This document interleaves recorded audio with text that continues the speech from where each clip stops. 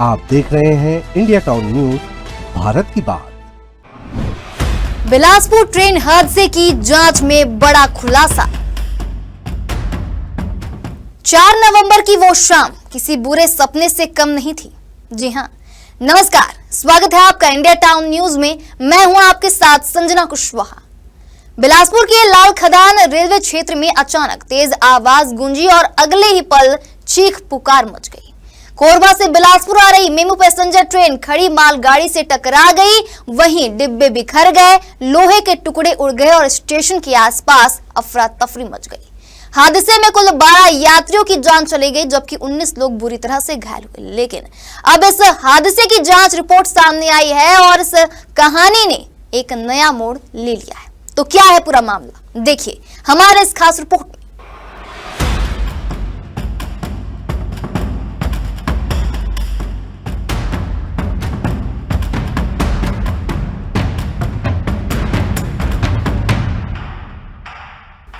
Railway की शुरुआती जांच में इस हादसे के लिए ट्रेन के ड्राइवर यानी कि लोको पायलट विद्यासागर को जिम्मेदार ठहराया गया है। रिपोर्ट के मुताबिक ट्रेन संख्या 68733 यानी कि मेमू लोकल के चालक दल ने लाल सिग्नल पर ट्रेन को नहीं रोका, जिसकी वजह से यह सामने खड़ी मालगाड़ी से टकरा गई। रेलवे की भाषा में इस गलती को SPAD यानी कि सिग्नल पास्ड एट डेंजर कहा जाता है। मतलब कि ड्राइवर ने खतरे का सिग्नल पार कर लिया।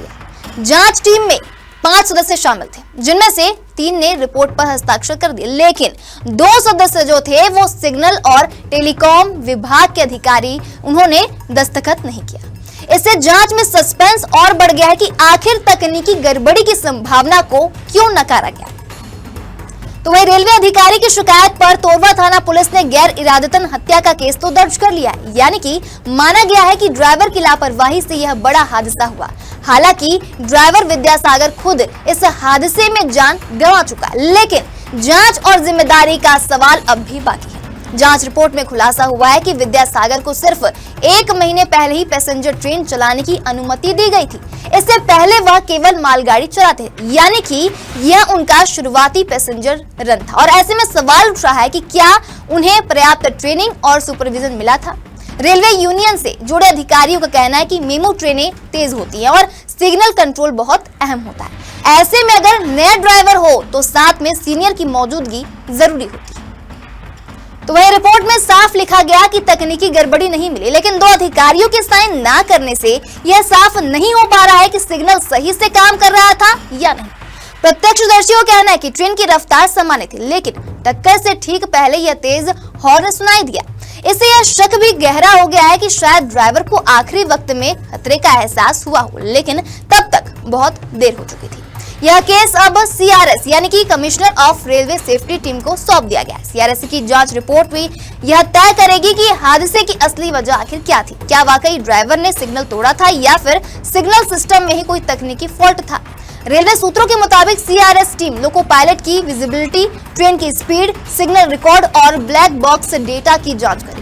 बिलासपुर रेलवे अस्पताल और सिम्स में भर्ती घायलों का इलाज जारी है। कई यात्रियों की हालत अभी भी गंभीर बताई जा रही है। वहीं जिन परिवारों ने अपनों को खोया है, उनके लिए ये हादसा सिर्फ एक खबर नहीं, जिंदगी का सबसे बड़ा दुख बन गया है। सरकार ने मृतकों के परिवारों को 10 लाख रुपए और घायलों को 2 लाख रुपए मुआवजा देने की घोषणा की है।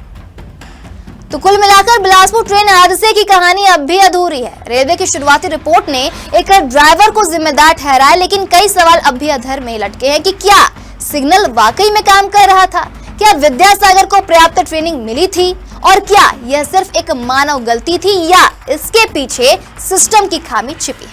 अब सबकी निगाहें CRS टीम की अंतिम रिपोर्ट पर है, जो इस दर्दनाक हादसे की सच्चाई सामने लाएगी। फिलहाल अब इस मामले में आगे क्या होगा और क्या नहीं होगा, ये तो आने वाला वक्त बताएगा। हम आपको सारे अपडेट देते रहेंगे। देखते रहिए इंडिया टाउन न्यूज, भारत की बात। नमस्कार। आप देख रहे हैं इंडिया टाउन न्यूज, भारत की बात।